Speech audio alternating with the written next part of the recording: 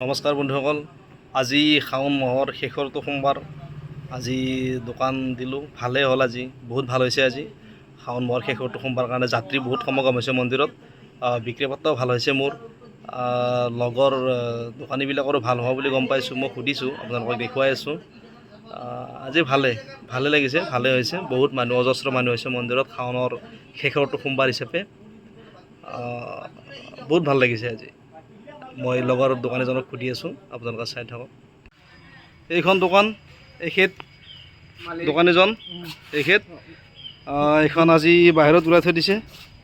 নিশ্চয় বেপাৰ বাণিজ্য ভালে চাগে আজি। আপোনাৰ পিছে কওক, আজি যিহেতু শাওণ মাহৰ শেষৰটো সোমবাৰ, আপোনাৰ বিক্ৰী কেনেকুৱা? ভাল আজি ভাল হৈছে, বহুত ভাল হৈছে নেকি? আজি তাৰমানে বহুত ভাল কৰিছে নেকি? আজি তাৰমানে কি মানুহ ভিতৰত যোৱা নাই নেকি, বাহিৰতে কিনিছে? মানুহ বহুত হৈছে।